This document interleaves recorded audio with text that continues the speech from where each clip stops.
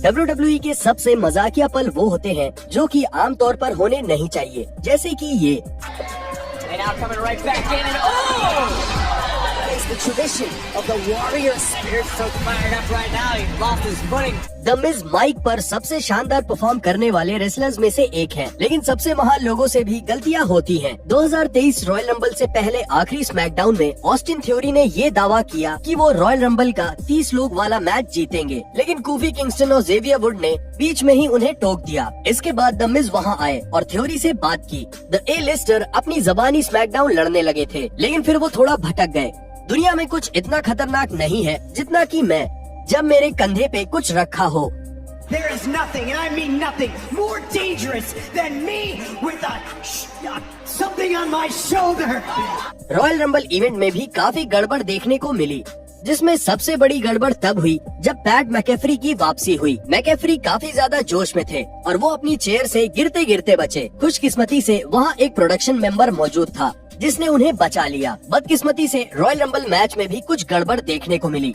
Coffee Kingston चौथे number पर आए और लगभग 15 मिनट तक टिके रहे। किंगस्टन ने रॉयल रंबल में एलिमिनेशन से बचने के अनोखे तरीके निकालकर अपनी अलग पहचान बनाई है, लेकिन हाल के कुछ सालों में किंगस्टन के अनोखे तरीके प्लान के मुताबिक नहीं गए। किंगस्टन 2023 के रॉयल रंबल में एक बड़े सेव के साथ इसको सुधारना चाहते थे, लेकिन ऐसा हो न सका। गंथर ने कोफी को बाहर धक्का दिया और प्लान के मुताबिक किंगस्टन को एक चेयर पे लैंड करना था और खुद को एलिमिनेशन से बचाना था, पर ऐसा बिल्कुल भी नहीं हो सका, बल्कि कोफी किंगस्टन बहुत जोर से बाहर जाकर गिरे। क्या WWE की रोप्स केले के छिलकों से बनी है?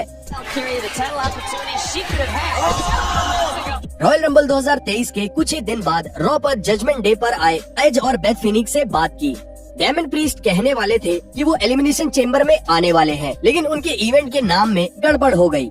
Tonight, after Dawkins gets cooked, and I enter the money. Sorry, this guy got me so flustered right now. Hey, I'm mad too. Don't worry, I'm mad too.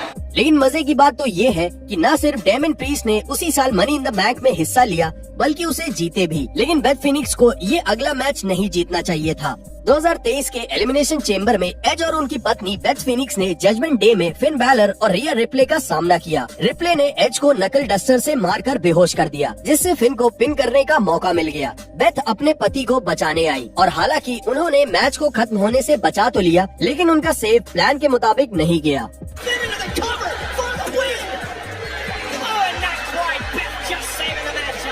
Judgement day से याद आया कि शायद बेले भी अब तक इस ग्रुप का हिस्सा है।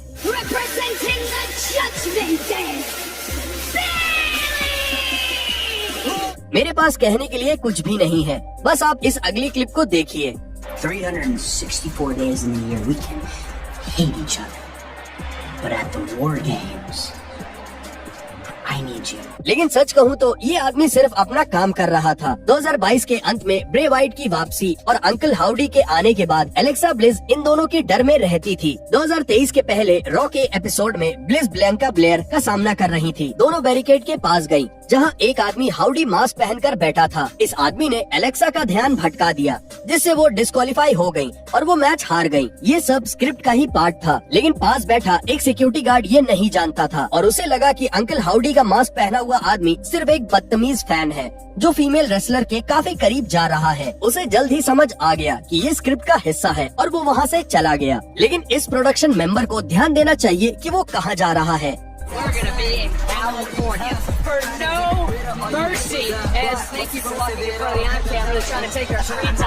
मैं एक सलाह देता हूँ, अगर ब्रॉन स्ट्रोमैन तुम्हें अपना टैग टीम पार्टनर बनने का ऑफर दे तो उसे मत मानना। क्यों? तो जरा देखिए रिकिशे के साथ क्या हुआ। अपने रेसलमेनिया 39 मैच के पहले ब्रॉक लेसनर और ओमास एक दूसरे के सामने आए और एक दूसरे से टकरा भी गए। हालांकि दोनों को थोड़ी ही दिक्कतों का सामना करना पड़ा।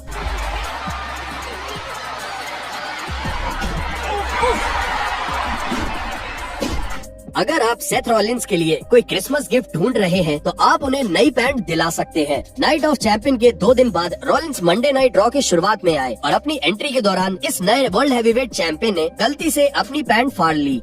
ये धीरे धीरे इतना साफ हो गया कि सेथ को खुद ही इसकी बात करनी पड़ी। Make it official. Yeah. So Seth can change his pants or rip. I do need to change my pants.